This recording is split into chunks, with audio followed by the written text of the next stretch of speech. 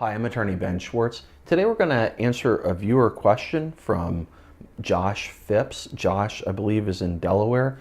He wrote in, he said, "Hello, big fan of your videos. I heard you like when people recommend some ideas for new ones, which I do. After watching your video about workers' comp, I came up with a question for you. If I'm hurt on lunch but still at my workplace, is that a workers' comp issue?" This has not happened to me or anyone I know. It was just something I thought up. Thanks for your time, and please keep making those great videos. Josh, thanks for the encouragement. I really appreciate it when people write in and they tell me, yeah, they like this. I think it's great that you thought up this question. And there's a couple of things I want to tell you. First off, every workers' compensation case is factual dependent, meaning the facts of every single case are going to differ in some way. And unless I can look at the facts of a particular case, I can't really figure out, is this going to be an on-the-job covered workers' compensation injury or not. But I'm going to give you some general concepts that come into play. Number one, when you're on the job, if you're within the course and scope of employment, meaning you're on the job, you're doing what you're supposed to be doing, you're clocked in, you're on the premises of the employer, you're covered by workers' comp. You know, if you get injured, you have the right to make a claim for workers' compensation benefits. Those benefits are there to pay your medical expenses. They're there to pay hopefully most of your lost wages. They're there to pay other things like permanent impairment. If you have a permanent functional impairment to a body part, they're there to cover you for that. They're there to cover you for disfigurement if you should have a scar or some other type of visible, change to your appearance as a result of the work incident. Then you may be entitled to compensation, and those benefits cover other things as well. That's not an exhaustive list. So if you're in the course and scope of your duties as an employee, you're going to be covered. But there are situations where you may be covered even though you're not technically working, or there are situations where you may not be covered. So if you're at work, you're at the office, you're at the plant, you're on premises, but you're on break, that's a personal comfort issue. You are still required to be there.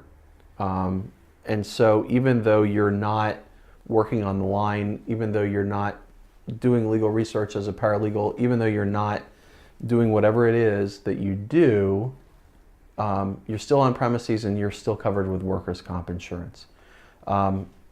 So there's that. There's also what's called the going and coming rule, or the coming and going rule, depending on which one you want to put first.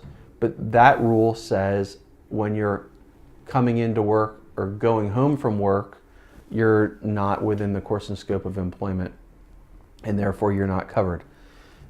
So if you were leaving to, you clocked out, you're leaving work. For example, you're going out to the Chinese buffet to get lunch. You're on your way to go get lunch. You're technically not acting within course and scope of employment.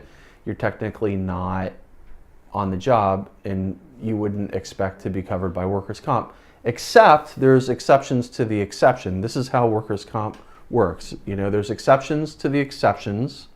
There's rules, there's exceptions, exceptions to the exceptions, exceptions to the exceptions to exceptions, and it's pretty complicated, and it's very specialized, and it changes from state to state. So let's say you're on the job, you're going out to lunch, you're going to the Chinese buffet, you get in your car, you're clocked out.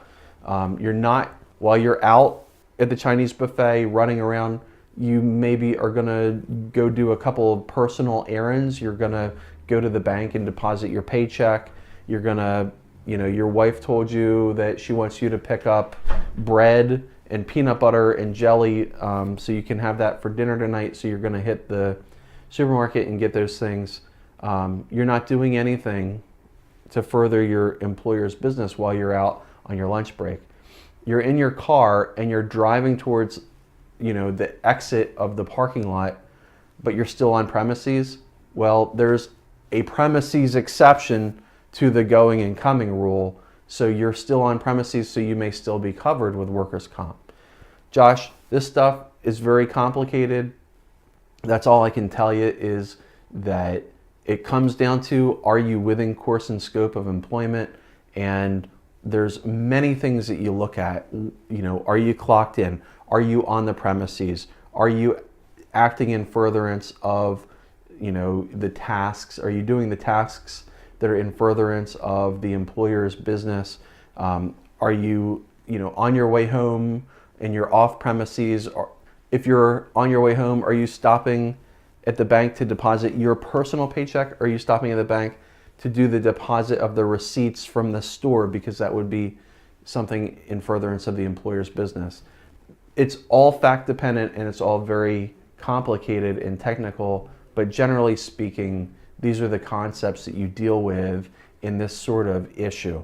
And my personal vote would be that if you're at work, you take a lunch break, you're still on the premises, you get injured during that lunch break, my vote would be that you're probably covered with workers' comp. You should probably go to a workers' comp lawyer in the jurisdiction where you're located and get a free consultation.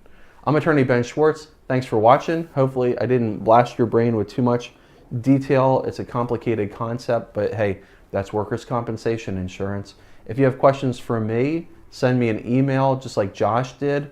My email address is ben.schwartz@schwartzandschwartz.com, or you can leave a comment on this video and let us know what your thoughts are. Thanks for watching.